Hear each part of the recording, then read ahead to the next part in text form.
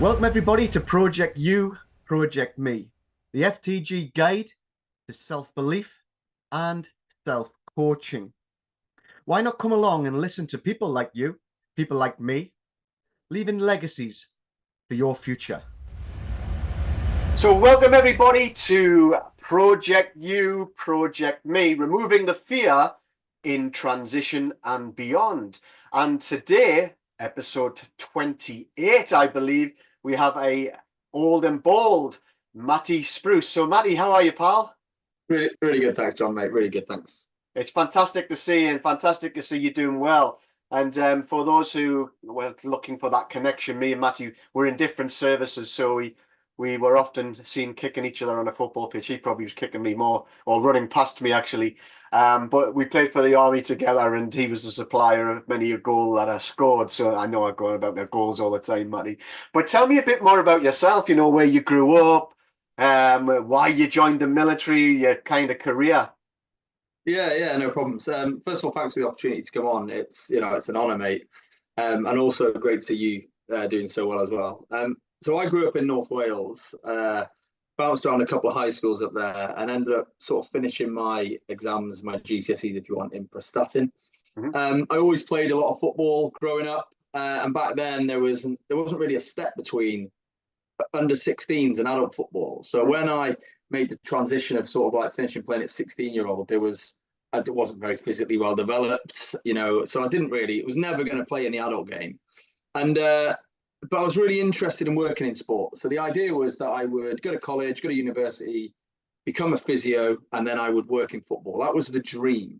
And that dream was it was changed, it pivoted, let's say, when my mum and dad were separated, and I was with my dad for a weekend, and he was telling me stories about when he was in the army. He was in the RCT, had served in Ireland, only served for about 6 years, but he was telling me stories about these stupid things him and his friends used to get up to, all the stories and all the bits that you can imagine, and literally was laughing so hard telling me that I thought, I need a piece of that. So when my mum came and picked me up, I was 16 years old. I said, I'm going to join the army. And she was like, fine. Took me to Real Careers Office the next day. And due to a series of, I think, unfortunate events, it only took like 5 weeks from first going into the careers office to starting at basic training. I was 16 years old. When I went into the careers office, it was quite funny. The guy sort of said to me, what are you doing now? And I said, I'm studying, I want to be a physio. And he said, all right, so you're interested in medical work? I guess. And he was like, wait there, I've got the thing for you. He pulled out this pack and it said combat medical technician on it. And they were the three coolest words I'd ever heard. I was like, that's it, sign me up. Fast forward, basic training, phase 2 training. I was 17 years old, deployed to Kosovo. And all of a sudden it was like, all right, great, I'm actually in the army now. Yeah. And I ended up spending, as I say, I really enjoyed my career in the army. I played a lot of sport, did a lot of jobs in and around the Corps, and served for 23 years. I commissioned and spent final sort of 6 years in my career as a late entry officer, working in different roles like training officer, RCMO, in that career management space, and then adjutant before I decided to leave and do what I do now for a job. And I'm an agile coach, so I work in sort of agile ways of working and coaching teams and training teams. And I fell into it while I was still serving. In I realized that lots more of the jobs we were getting were project driven. You were getting a job and you needed an outcome. You need to deliver something of value to whatever it was. So I decided to, well, how can I do this a bit differently? And ended up doing a Scrum Master course while I was still in, thinking I'll try this agile way of working. It's different. I'll try it. I did that about 8 years ago. And as I say, I implemented it everywhere where I served. Over my sort of final 6-7 years, I did some courses, increased my network, did some other bits. And it came to a pivotal point where it was, I stay in the army until I'm 55, or, I give this a go and see if I can do this, if you want, for real. And so I ended up leaving in 2021. And that's how I've become to working as an agile coach. Yeah, fantastic. And we'll talk more about that, because agile versus APM versus Prince too, but these are the big questions out there, and one of the reasons why we've got you on, not the only reason, but one of the reasons. There's a lot of confusion around it. I'm sure every different aspect of project management, whatever you want to call it, all is all valuable at some stage at different businesses, but trying to unlock it or untangle it can be quite difficult. But let's go back a little bit. You said 5 weeks to join the military, so 5 weeks to join the military is really quick. And one of the things that we are kind of saying to the military is that, you know, that's probably where your recruitment problems coming from. Of course, you've got to, you know, take people through the military. You've got to serve well. You've got to leave well and flourish, which then kind of folds back on itself. But what's your take on joining the military early? You know, because you had no real choice there but to join, did you? But if that had taken a year, would there have been a chance that your life would have changed, that kind of thing? I think that's a really good point. I think I decided to join the army, so I chose to join the army, but it was a knee-jerk reaction, make no mistake. And as I say, it was like, right, okay, cool. This is the thing I want to do. These are the fitness standards you need to achieve. So a funny story, actually. So they said you need to achieve these things, and there was a selection event at Litchfield coming up 2 weeks. Do you think you could be ready for that? It's like, yeah, what are the standards? We need to run 1.5 miles in under, I think it was under 11.5 minutes. Yeah. So I was like, sounds good. And I said came out of there with a detail. And my mum says to me, right, well, let's, you know, when do you want to start this training? I said, well, I need to know how far 1.5 miles is first. And I'll run as fast as I can 1.5 miles. And then at least I'll know where we're going. So my mum dropped me off on the prom in Prestatyn, and we had an old mini, a mini city it was shite. But she dropped me off at the prom and said, I'll set the timer, I'll drive, at 1.5 miles I'll stop. When you get to me, I'll stop the timer. I was like, perfect. So we did this, mate. And I never ran 1.5 miles before, never done anything like that before. I run all the way down, get to my mum, and she stops the thing. She's like, 10:58. I was like, oh my God, that's amazing. This is I can do it. So I did it another time and I ran like 10:55. I thought, I can't wait to go to the selection event. Same thing on the prom. And then turn up at the selection event and you go for all your medical and stuff. And the next day there was the 1.5 miles. And around the 1.5 miles, they said to me, what's your estimated time? I was like, well, about 10:55. They were like, right, you need to work pretty hard. I was like, okay, cool. And when we set off, I ended up just going as fast as I could, like I'd been doing from Prestatyn to Rhyl on the prom. Yeah. And very quickly, I found myself at the front, and I just kept running as hard as I could. And when I finished, I'd run it in 7:30. And he said to me, when did the last time you ran this at 10:55? I was like, 4 days ago. And he said, well, how did you measure out your 1.5 miles? And I was like, well, it was my mum's car. So obviously there was something wrong with my mum's shitty Mini, which led to me probably running about 2 miles, more than 2 miles, to hopefully get to that 11-minute magic point. And it was funny because I obviously got through selection. And when I got back with all the paperwork, the careers office were like, that's great. You need to come in and do your oath of allegiance and all that kind of stuff. That's great. And they were like, there's an opportunity for you to start sort of a week on Monday. And I was, okay, cool. And at the time I was at college and I was working at B&Q. And I went into B&Q and I said, just so you know, I'm going to leave, starting in the army next week. And he was like, my boss's name was a guy called Matt. And he was like, we'll keep your job open. I was like, no, I'm joining the army. You don't understand. I'm going to see the world, do all these great things. He was like, we'll keep your job open. Because I was a young lad. I was 16. I was a gobshite. Do you know what I mean? It was one of them. And as I say, before I knew it, you roll into phase 1 training, you roll into phase 2 training. Yeah. When I finished phase 2 training, got posted to Germany because it was Germany and this is a great opportunity. And I got to Germany. I was in Germany for 8 days and then I was deployed to Kosovo. So before I knew it, it was like a whirlwind first, like 7 months in the army. I didn't even know what day of the week it was. And would I have changed my mind and done something else? At that age, who knows? Yeah, that's who knows? And it's an interesting point because my 2 eldest sons are both in the army. So they've obviously traveled all over with me, you know what I mean? And then see me go away, see me do stuff. And my eldest son says to me, Dad, I want to join the military. I was like, brilliant. He goes, I think I want to join the Med Corps, which is what I was in. And I said to him, absolutely not. Absolutely not joining the Med Corps. You know, I don't, for no other reason than I'd spent a full career in the Med Corps. I'd played football, I've been People's Sergeant Major, I've been People's Regimental Sergeant Major, I took people through training, and I didn't want them to be like in the army as Matt Spruce's son. I want them to kind of craft their own path, Yeah. if you know what I mean.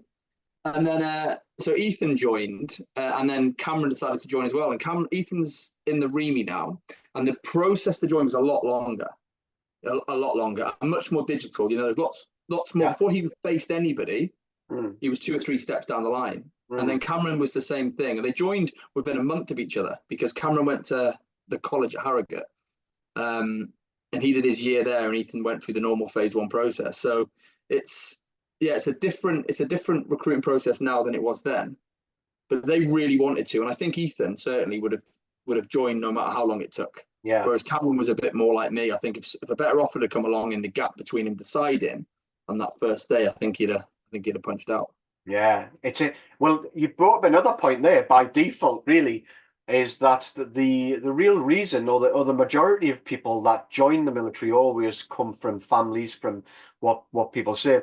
And I think this is why we're saying the flourish piece is so important, because if you'd have left badly, or you weren't enjoying the military in those later years and your attitude towards the military was bad, which does happen to many people because we see them every day, then there's no chance that their children are joining the military. And I think that's going to have a huge knock-on effect. There's lots of other things like, you know, is there a careers office in Rill Town Centre now, or Sunderland, or Liverpool, or Glasgow, or wherever? And the answer is probably there isn't. And the reality is that's where most of the people came from, those places where there was less opportunity. But there's also an irony in in what you do now to do with Scrum and project management, Agile, whatever you want to, I say whatever you want to call it all, because it's just a tangled mess for me.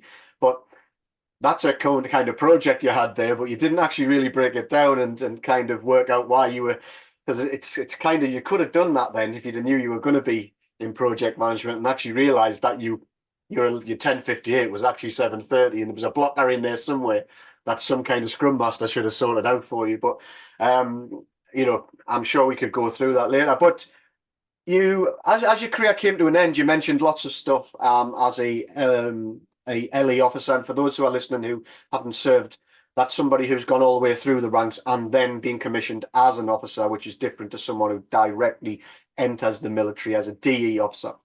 So we're talking about many years. And you mentioned quite a few jobs, but the RCMO one I did as well. And one of the things that I talk about now is how I really struggled to not manage people through their career, because that was quite an easy bit. The military's full of great people. But what I probably wasn't getting right was how do I help people leave? Because I'd never left. And clearly when I did leave, I left really badly, which means I probably let a lot of people down there, although I would not have really known that. How did you find that process of helping people leave? Yeah, I mean, it's a really good question. First of all, I loved the job as RCMO. You know, I felt because I knew the Corps, the medical corps inside and out. I'd served in teeth arms units, I served in training depot, I'd served in regiments, I'd served in field hospitals. So I knew a good understanding of how people could map their careers and do stuff. But you're trained for that, the policy wise and the process wise, but the resettlement piece is a lot smaller. But you're right, you're dealing with people coming in and saying, I'd like to put my notice in to terminate. And the first interviews with the RCMO or with the line manager, then the RCMO, and you're there to advise them with, I guess it becomes a bit subjective because it's like, you don't want to leave yet. And it's like, well, why? Well, I don't really know, just don't. Or, congratulations, you've served for 4 years. Brilliant. How can we best support you? You're leaving. And you're right, because you're in your career and you're not leaving and you have never left, you're advising kind of loosely, you know. And even then, while I was still serving, although I was on LinkedIn, I wasn't really using it. I wasn't engaged in it. It wasn't something I could really advise. And it's something that if I would reverse back my time now to that first posting as an RCMO, I would say to people, start building your network. Start building your network now. And not only that, I would say to people as a sergeant major, if I was speaking to seniors, I'd say, start building your network now, while you've got no intention of leaving. And sort of like looking into those areas that you want to work, you know. And now I think LinkedIn gets, I think lots of people, as they come towards the end of career, they say, oh, I'm going to get on LinkedIn. I haven't done it yet, but I'll get on it. And what they do is they get on this platform and create a network of connections, which is great. But when you dig deep, the connections are just the people that are on their Facebook. It's just the people that are on their friends, the people they've served with. Yeah. So that deep-rooted knowledge of potential career opportunities outside of the military sphere is so small that you're like, yeah, do Prince 2. Yeah, do your plumbing course. Good luck. Where are you settling? Yeah, great. And that's just sort of as loose as it could go. And my biggest concern, because I was still serving, was how do I replace this person? Yeah. Eggs and egg cups, eggs and egg cups. It's like, I've got this many jobs. 2 people have signed off and they're due to leave in July, August. I need to now try and speak to the powers that be to get them filled, because we've got a job to do and got a capability to fit. Yeah. And the funniest thing, if I can add, is that and again, like, arrogance aside, I've really backed myself while I was in the army. And the people who know me in the Corps will say the exact same thing. I thought, I know what I'm doing. I'm well respected. I've done these great jobs. And when people used to say to me, "Oh, you're just a number," I'd be like, "You might be just a number. I'm not. I'm Matt Spruce, mate. And it is ridiculous, mate. Because when it came to me leaving, I just assumed that, the waters would part and everyone would lean in and help. They don't, mate. It's just eggs and egg cups. And I was then an egg freeing up an egg cup. So you've really got to take ownership of that resettlement process. And I think the earlier you're on in your career, the harder that is to understand. Do you know what I mean? It's a real difficult one. And you're right. If I had a magic wand and I could put the clock back, I'd have offered my advice to those people who were putting in the notes to terminate. And there were many, right from privates and, and lance corporals up to senior NCOs and warrant officers, coming towards the end of their career. My advice was always kind of the same, like, make sure you do your courses and make sure you spend your money, with no real like direction. There's no real value in that, though, is there? There's no proper guidance. It's kind of, it's kind of probably what happens through CTW. You go through it, but then you're back in service because you don't just leave then. And it's all just a garbled mess. You make an interesting point. A girl called Gemma Margerson's writing my book on how to be a hunter at the minute. She's ghostwriting it for me. And because, simply put, I'm the thick northerner who used to be in the military, so I clearly can't write. But says the man who does CVs. But she asked me that question: what was it like when you went out them gates for the last time? And I said, well, I never heard from anyone ever again. And she was like, no way. And I was like, yeah. She went, after 20 odd years. I said, yeah. So the whole thing was just dark. I said, never heard from hardly anybody around me. I had a couple of close friends when I had thousands of them in the military. And I was like you. I was like, I'm going to get a job. I'm the regimental sergeant major. I'm the RCMO. Everyone's going to, the reality is no one can see you. So how are you going to get that job? And doing a course and doing this and that doesn't actually really do anything. So your point, going back to doing things through service, and before we move on, goes to my point about the white box. A service length is a box. So it could be 1 year, 4 years, 22 years. But if you don't fill that box with good detail of where you want to be in the future, that white box is something empty for when you hit that line. So all of that space there is just wasted. And the military are missing a trick with that, because if you fill that box, then people become even better whilst they're in service. But I do get the military side, fill that box. Are you promoting people to leave? But I don't think they will. I think they'll stay longer. And of course, when they stay longer, you've got your retention piece solved. And of course, if they've got their box full of great information where they want to go, they'll leave well. And when they leave well, they'll tell everybody. The military will be a great place to be again. I think a lot of it's down to motivation and what motivates people, and having an understanding of what motivates people is really important. Now, there's a guy, Dan Pink, who's wrote a book, and I refer to this all the time. He wrote a book called Drive, and there's some really important key points you can take out of it. Now, I'm the same as you, mate, in the sense that I'm from the Northwest, or North Wales, and I don't really read many books. But thankfully, these people make some short YouTube videos, which you can get the gist of. Yeah. Dan Pink wrote a book called Drive, and he talks about what motivates people. And what he talks about is autonomy, mastery, and purpose. And the more I think about it, and the more you put it into any sort of environment, they are three really important things. Like, give people the autonomy to be able to make decisions. One of the reasons lots of people in the military leave, or one, in my opinion, was when they were deploying on operations, Iraq, Afghanistan, they were empowered. They were empowered to do their job. They were empowered, you know, to make decisions, never judged, all these kind of things. Really good stuff. They come back to camp and they weren't allowed to do anything. Had to ask when they could have time off. You know, so it was almost like, how do you balance being on ops versus being on camp?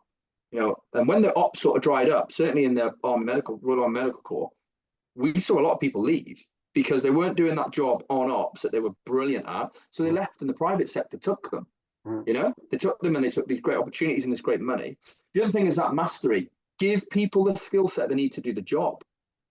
So invest in them on courses, give them civ quals, do things so that you're going to get more out of people.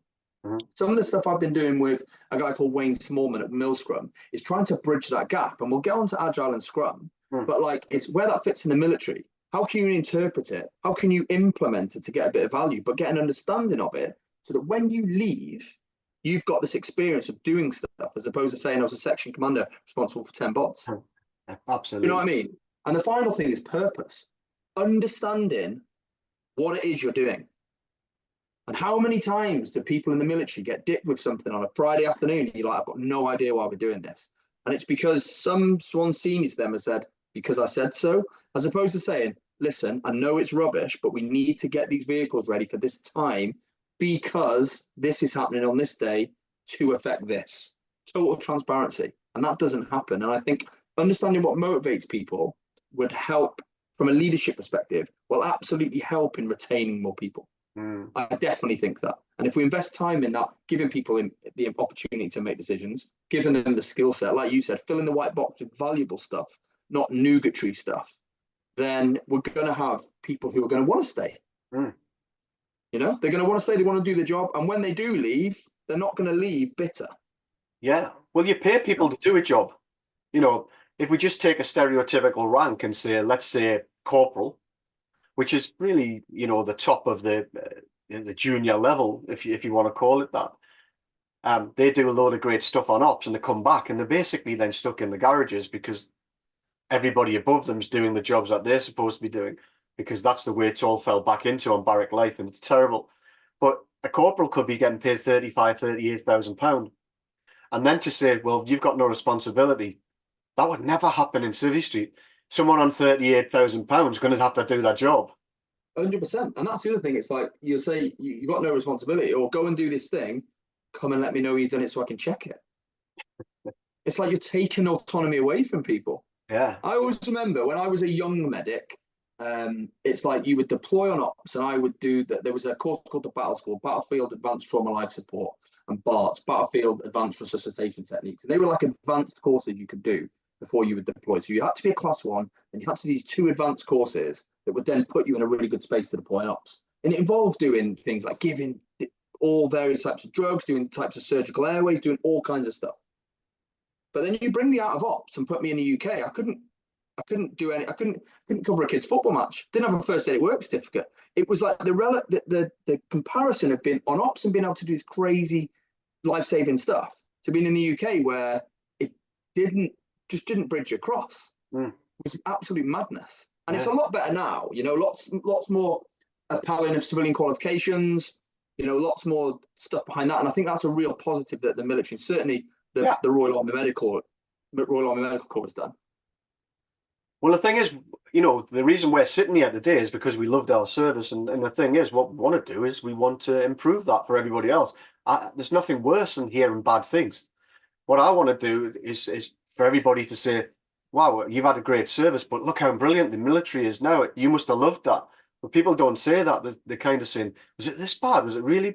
And actually, I don't remember any of it like that. But I can see why it's all going wrong. But, you know, we could put the worlds to right all day, and people have lots of comments about this, I'm sure. But tell me about before we go into your role in Civvy Street, tell me about your transition. You know, how did that go? What process did you put in, or did you not? Were you what I call the sleepwalker, the hoper, or were you the hunter? So yeah, that's a really good question, actually. So I was very much a hunter, but I was a hunter for about 2 or 3 years before I got out. in the sense that I knew the area I wanted to work in. So what I did was I didn't wait until the minute I was signing off and thinking the next 12 months I need to get enough experience and expertise and certification to get myself a really good job. What I've done is I've done a bit of time. I've done a bit of an understanding while I was still in, and this is something I do recommend to people now, and take nothing away from the people who provide courses to service leavers, you know, who are LCAS registered and the rest of it. But I say to people, if you're going to work in a space, try and do at least one of those courses, certainly in my arena, which is whether you're going to work as a Scrum Master or a product owner in the agile space, working on, you know, in those agile roles, is do a course with civvies, with a civvy provider. You might have to pay a bit more of a premium, but you're networking with 20 odd people who are doing the job and have been doing the job a while, you know, and I did that. So I had this understanding of the role, understanding of the value I could add. So I basically built, you know, over years and years, the last sort of 3 or 4 years, I started just adding little strings to the bow, little skill sets to the bow. You know, I had a policy while I was at just like an internal set, non-negotiable while I was in the army, which I started when I was about a corporal, which is do one big thing a year that could support your career. And that might be an op tour. It might be like one of the bigger courses, like in the day, you know, it's like skill at arms course, do your advanced drill course, do one of these courses. So that at least at the end of the year, I could say, I did that in my professional development. Now, throughout my career, I often worked in the training space, whether at phase 2, then as a SO3 training governance in Defence Medical Services, as a training officer, you know, so I had this real understanding of training and I had a real focus on doing something a year. So what I did is I tried to add some civvy courses in that time. And the idea behind it was to give me, to broaden my knowledge and my skill set, not just to make sure I had certificates that would walk me into a job. Do you know what I mean? When it came to me leaving, what had happened was I'd been selected for early ICSC. So essentially what that means for those who are not sort of read in is I was selected for promotion to major and I was asked to go to Shrivenham, to Staff College, and I was offered 2 jobs. So it was like, Matt, congratulations, early promotion. I would have been a late entry major at 39 years old, which is quite good. And it was like, great, but these are the 2 jobs. And they were both at Army headquarters and they're both doing jobs I really had no interest in. So I said, thanks very much. It's not what I want. And it was like, it doesn't work like that. I was like, just give it to the person who was next on the board. And they were like, it doesn't work like that. So I decided then to decide, right, this is a pivotal point in my career. Yeah. You know, I've served for 23 years. I have the opportunity to do this role. But if I'm willing to turn down promotion in a you know, a hierarchical organization, maybe the love's not there anymore. So I decided to punch out there an NTT. It just so happened it was also during COVID. Yeah. So there was lots of restrictions, lots of different stuff in place, lots of corners were cut to make things box ticking exercise. Make sure you attend this. That's the one thing you need to do, your RAB. Make sure you attend this, ensure you can do this. Your career as resettlement advisor, you can have a Zoom call with them. So it's very much a different space to what a lot of people are now.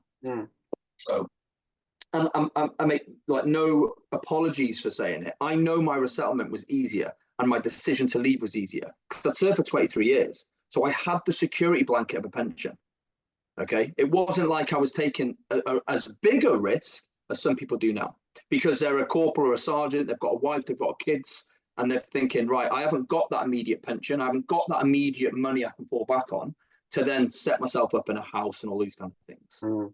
So, you know, I've got to get that out there straight away because it's sometimes it can be too easy for me to say, you should just do it if that's what you want to do. I definitely had a safety blanket, but I had no guarantee of a job.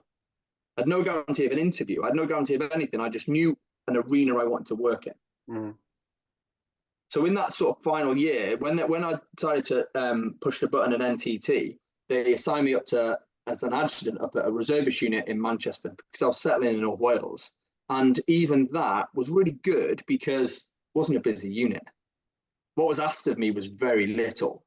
So I could, you know, take the time to gently transition into whatever life was.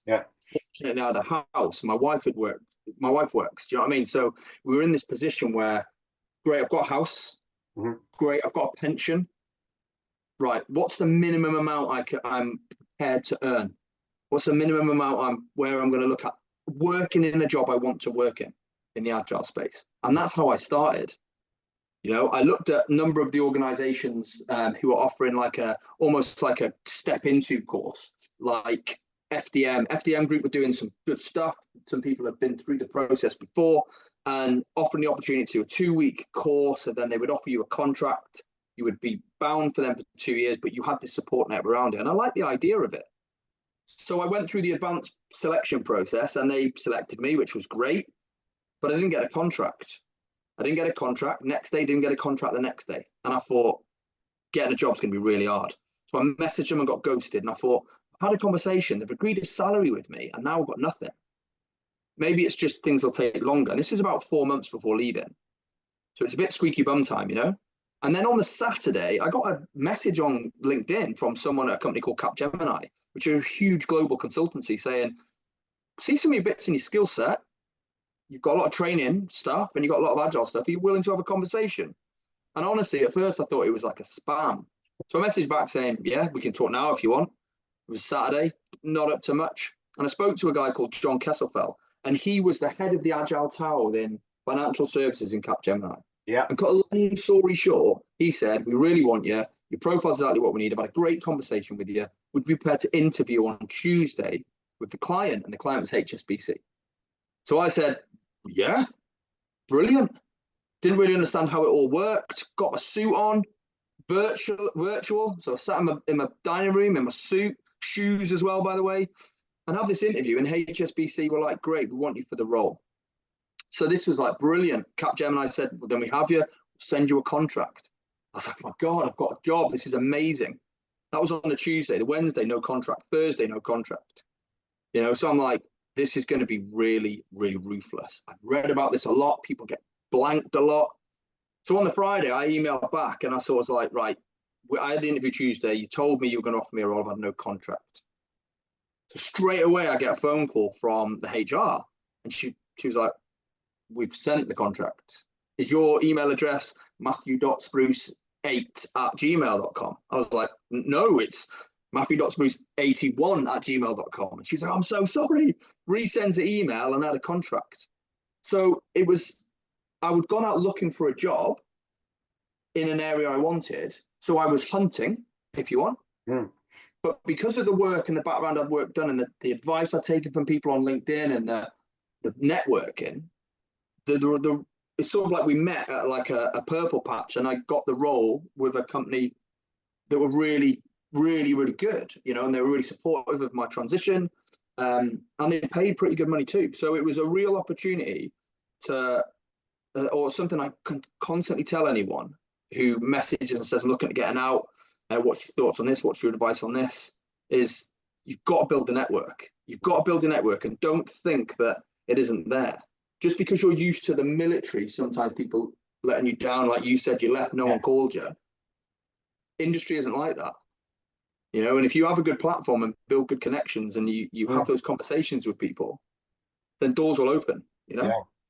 It brings us back nicely, and we can go on to what you do in your job. But the box that I spoke about before, because you filled that, you probably found it a lot easier to actually find your direction when you got out. Because if you hadn't filled that box and you kind of had no idea, and then all of a sudden you thought, I don't want to do that job in Army headquarters or wherever it was, then that year might have been a whole lot different. So this is what we're saying to people all the time. And building the network is massive. It takes a while to build a network as well. So trying to do it in 2 weeks when you leave is just not going to happen. It doesn't work like that. Which brings us to your job. So, you know, in a couple of minutes, we go through what is your job. Because I really want to kind of do a couple of minutes, a good 2-3 minutes on what kind of Scrum is for the audience. But just tell us what you're doing now exactly. Okay, cool. So I'm an Agile coach. What does that mean? It means I help support organizations that are using Agile ways of working. Now, Agile is an umbrella term if you want, and there are many frameworks underneath it. But essentially, if you want, it is an alternative way of delivering projects. Okay, so everyone talks about project management. Agile is not a project management. My job, I'm not a project manager. I support teams. It's an alternative way of delivering projects. Now, traditional projects, Prince 2, APM, those sort of certifications are based on what we call a waterfall delivery, which means all the requirements are agreed at the beginning, and then we say we're going to do it in 10 months, and it's going to cost you £1 million. And in 10 months' time, and £1 million later, you deliver to the customer. The issue with that is if the goalposts move, if things happen, if there's delays, and that's how that can be a more prolonged process and more expensive process. Where agile ways of working comes in is you're engaging with the customer a lot more frequently, increasing those feedback loops. So if we say something at the beginning and it's going to take 10 months, then what we do is after a month, you'll say, am I on the right track? And then 2 months, you'll say, this is where we're at now. This is what we're going to look at in the future. Am I on the right track? And Scrum is just one of those lightweight frameworks that falls under the Agile umbrella. It's the vehicle of choice for Agile, if you want, because it's a lightweight framework. The idea it's focused on delivering value early, eliminating waste. So stop doing that nugatory work. Stop doing work that no one's going to take in, you know. And that's the thing. It's about delivering value. Now, value is an interesting word. Someone takes ownership of that value. Is the value to deliver ahead of time? Is the value to deliver an increased capability? Is the value to release a certain number of stuff? So it's a really interesting space. Now, what happens is when people are interested or they hear a bit about it, they're like, yeah, I want a piece of that. And they'll reach out to me and say, Matt, do I do APM with Agile or something else with Agile? And I say, no, you can if that's what you'd like to do. But I would look at the Agile specific courses, do things like a Scrum Master course, do things like use it. It's an open source to get all the research you need to look into that space.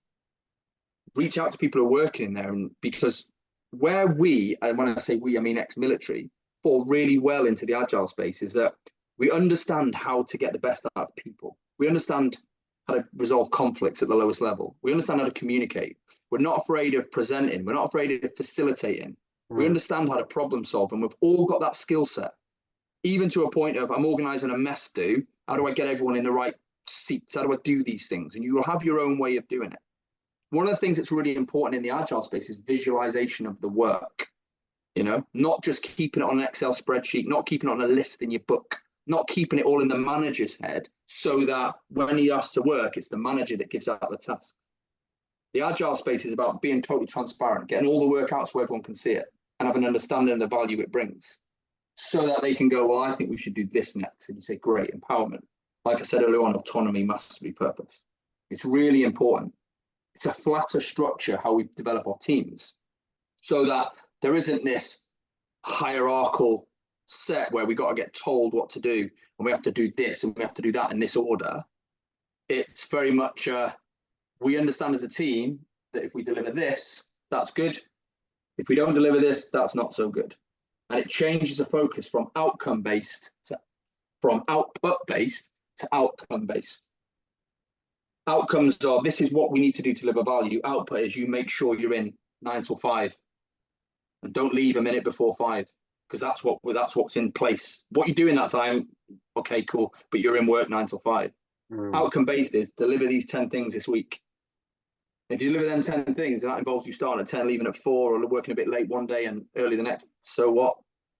It's about having a flexible approach to how we deliver the work. Yeah. That's essentially it. Absolutely love that. Absolutely love that. I think a lot of people will take so much away from that. You know, I was listening there. I know a tiny bit about it, but I don't know a huge bit. You know, we had a conversation before this started about how lots of people know lots of things, but actually you really got to stick to your own lane, or you end up doing too many things and spreading yourself thin. Yeah, you know, when we get this out there, I think we will focus on that 5 minutes piece that you just put on there, as what the title will be in the, you know, when we put the show out. So it's really important. I think just to add to it is that the military, we've got an exceptional talent for dealing with things under pressure. We've got an exceptional talent for being reactive. Okay, and that's a huge thing that will help you in the Agile space. Now, one of the things that people struggle with is, let's say you do a plumber course, right? You do your plumber course, I'm going to be a plumber when I leave, and you step out of the army and you go, great. And they're like, how long have you been plumbing? 2 months, 2 weeks. I'm not going to let you do my boiler just yet. And I'll go and get someone who's been doing it a lot longer. So when they talk about going for jobs in the Agile space, and for example, one of the things we look at in Agile is how do you prioritize work? never really had to prioritize work. That's rubbish, absolute rubbish. We've been prioritizing work from the beginning, since you were any type of position of command. Okay, what do I need to do first? How do I service this vehicle, getting ready to go on ops? From a medical point of view, prioritizing work, how do we prioritize casualties? You know, which casualty are we going to treat first? That's prioritizing work in its rawest form. Okay, where if an actually life and death, if we choose the wrong thing, whichever delivers value worse. And it's about articulating and almost retrospectively fitting your career into the space you want to work. And when we talk about project management, and this is one of the things that trips people up, because in the army, you're absolutely right. We've been delivering projects since you're an NCO. So great. So talk me through a budget. What? Yeah. Talk me through a Gantt chart and talk me through a budget, because that's how we manage stuff. And it's really important that we can meet things on budget. And you go, oh, well, I've been managing projects, but never had to worry about the budget. That'd be a nice space to be as a company, for us not to worry about the budget. It's one of the most important things. So how do we upskill ourselves to understand budgeting? Mm-hmm. You know, and these are the things that when you go for an interview, when you leave, they're going to ask you these questions. Yeah. They're not going to ask you if you've got the right certificate. Certifications, there's a real bone of contention around certifications. Certifications are, you know, you pass your driving test and you get a driving license. It doesn't make you a Formula One driver. Driving experience makes you a Formula One driver. And that's one of the things. It's like, get the certification so you can get in the door, but how can you reach back into your career and retrospectively fit what you've done into a way that is not, it's not making it up and it's not bluffing, but people just play it down. Mm. You know, if you've had to get 10 vehicles ready for an exercise, or you've had to go through an MEI process and fix all the vehicles and get them all done in a way to pass an assessment to deploy an ops, that's massive. Mm. But people go, that's just my job as a read sergeant or whatever. Yeah. You know, and it's the same with medics, getting a med kit, packing the right med kit, delivering a capability iteratively, building a field hospital, even pulling into with a section. We talk about tailboard treatment. Well, tailboard treatment is essentially pull into a location and you get the biggest picket pouch you've got and you hang that over the back of the vehicle so you've got access to medkit immediately. That's an MVP, that's a minimal viable product. As soon as we're in, we've got the capability to deliver healthcare. Yeah. Is it all singing or dancing with heating and lighting? No, but it's a minimal viable product. So we can deliver value from there. Yeah. So Matt, just to finish, what we're looking at now is a lot of people's favorite pieces, your 3 golden nuggets to leaving. What would they be? Okay. Right. So the 3 golden nuggets are, first of all, network. And when I say network, use LinkedIn to build your connections, 5 a day, 10 a day, but build them in the area you want to work. Connect with people who are working in the job you want to do so that you can see what they're talking about, speak their language, engage with them, have conversations. Yeah. Secondly is, have non-negotiables. You are an asset. Okay, so don't think that when you leave and go for a job or someone offers you a job, they say it's this much money, but with your pension, it's all right, isn't it? The pension's no one's business, it's your business. And if you feel that the rate you deserve is 50k a year and you're leaving as a Lance Corporal, take 50k a year. And the third thing, and arguably the most important thing, is be true to yourself. Don't take a job in an arena where you don't want to work, because it will be as miserable as your worst time in the army, because you'll have no motivation to do it. Yeah. Find that space. And a year is not a long time when you come to process where you want to work. And sometimes your decision about getting out is, I just don't want to be in. Mm. But really think about that arena you want to work in and go hard at it. And if you want to pivot halfway through when you've done 2 or 3 years, then pivot. But don't take the first job that offered you if it's in a space you don't want to work. Yeah, that's, people will take a lot away from those 3 things. The last one there, though, is what happened to me, and happens to many people. All of those people who leave that job within 6 months all do the point you made about they're not true to themselves. And that's exactly what I did. I ended up with something I didn't want to do just because I needed to take it, just because the money it was just not right. And of course, that just caused me to be unstable for the first kind of 6 to 12 months. We want stability, then we can pivot. But if you take the right job, it gives you the option to do that. Take the wrong job, you're going to be pivoting too early when you don't actually understand who you are yet or what cities. 100%, mate. And I think that links to having non-negotiables. It really does. It's like, set your stall out early, mate. Set your stall out early and speak to people. What's some crazy thing? I'm going to have to bail in a second, but what's a crazy thing is how powerful the veteran community is. Yeah. How people who you've never met will give you time. Yeah. We'll give you a 10-minute call. We'll set up a Zoom call. Mhm. We'll pick the phone up to you. We'll give you their personal number and say, phone me. Yeah. Take the advice for what it is. Yeah. And that goes, you know, we'll end the call here. But that's what I believe solves transition. Us all coming together. Nobody who you ever ask in the military to do you a favor to help you out will ever turn you down. And together, bringing all of that back, I call it leaving legacies. And if we all leave enough legacies and we all do it right, then in the future, everybody will have them clear pathways. That's probably never happened before, but it's getting bigger and bigger and bigger. And it's all because there's so many good people out there actually getting into this space. And it's all come from network. Agree, mate. Agree. John, listen, mate, thanks for the opportunity. What you're doing is incredible, and I look forward to sharing the space with you on the 9th of April, mate, when you're down in my neck of the woods. Absolutely. Can't wait to see you, mate. Stay safe, and thanks for coming on. Take care. Take care, mate. Bye-bye. Bye-bye. So, ladies and gentlemen, that's Project You, Project Me. Thanks for listening in. But remember, we have a Project You, Project Me guide to self-coaching, to self-belief, and it can all be downloaded on our website. We also do the 5 fundamentals: CVs, professional writing. We do brand, we do CPD, making sure you're going in the right direction. We're also looking at your elevation, giving you 2 times the chance to set up your interviews before your first actual interview. And also we look at your financial plan, massively important for your future, for you and your family. So why not come along? Have a look. What you got to lose? It's all free. Stay safe.